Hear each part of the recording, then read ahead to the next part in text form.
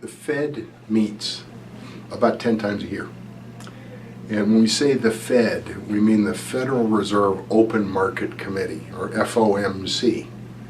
And the FOMC is made up of a half a dozen presidentially appointed, congressionally confirmed governors, and another dozen presidents of the 12 regional Federal Reserve banks who are nominated by their boards of directors, who are local people of extremely uneven experience and qualification.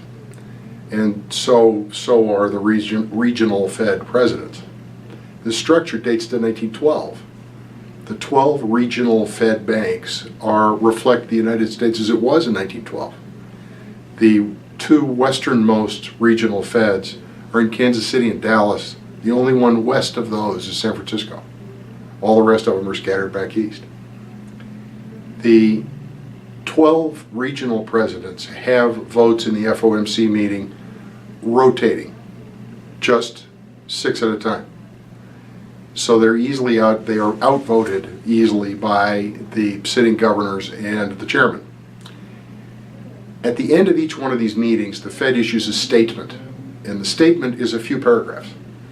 And we parse those paragraphs the way security people used to look at who was standing at the Kremlin wall in Moscow. I mean, every word, the order of the words, phrases, anything we could glean, that was how the Fed would signal changes in policy. And even that statement dates only to Greenspan's time in the 1990s. Before the 1990s, the Fed's attitude was, tell them nothing. They'll know what we're up to when we do something.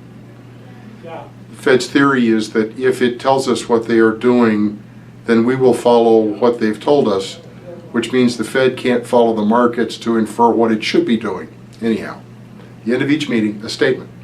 3 weeks later comes minutes of the meeting, which is about 15 pages long, and the minutes have been released only in the last 10 years. This is a Bernanke invention, and Bernanke not only began to release the minutes, but has them released 3 weeks after the meeting. So it's actually fresh news. You're getting a real snapshot of what took place in the meeting. And the copy beside this video, in a single page, is designed to help you figure out how to read those minutes.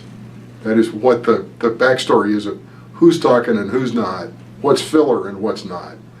And the minutes released Wednesday from the October 28-29 meeting, I think were miscovered in the national media.